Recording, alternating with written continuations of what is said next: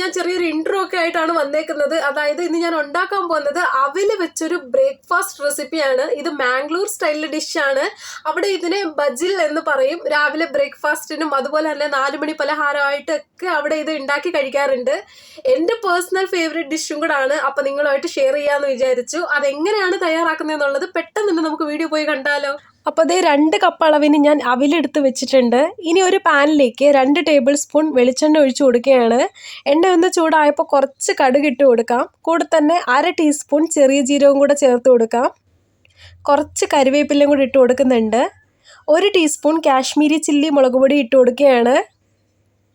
1 teaspoon മല്ലിപ്പൊടിയും കൂടി ഇട്ട് കൊടുക്കുന്നുണ്ട്. പിന്നെ ഒരു നുള്ള് മഞ്ഞൾപ്പൊടി ഇട്ട് കൊടുക്കാം. ഒരുപാടൊന്നും വേണ്ട, കുറച്ച് മതി. എന്നിട്ട് 2-3 സെക്കൻഡ് ഒന്ന് ചൂടാക്കി എടുത്തതിന് ശേഷം ഞാൻ ഫ്ലെയിം ഓഫ് ചെയ്യുകയാണ്. ഫ്ലെയിം ഓഫ് ചെയ്തതിന് ശേഷം 1/2 കപ്പ് തേങ്ങ ചിരകിയത് ചേർത്ത് കൊടുക്കുന്നുണ്ട്.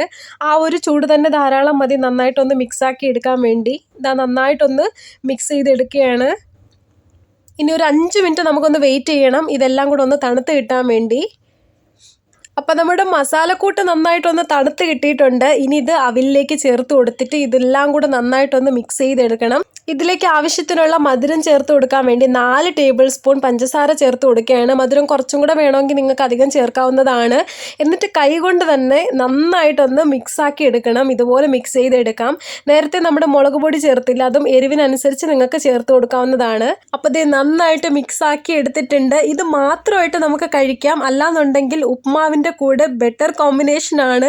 എല്ലാവരും ട്രൈ ചെയ്ത് നോക്കണം, കാരണം അത്രയ്ക്കും സിമ്പിൾ റെസിപ്പിയാണ്. ചെറിയൊരു എരിവും മധുരവും ഒക്കെ ആയിട്ട് നല്ലൊരു ഡിഷാണ്. അപ്പോൾ ഈ വീഡിയോ എല്ലാവർക്കും ഇഷ്ടപ്പെടുകയാണെങ്കിൽ ഒന്ന് ലൈക്ക് ചെയ്യാനും ഷെയർ ചെയ്യാനും സബ്സ്ക്രൈബ് ചെയ്യാനും മറക്കരുത്. അപ്പോൾ അടുത്തൊരു ഈസി റെസിപ്പി ആയിട്ട് വീണ്ടും കാണുന്നത് വരെ ബായ്.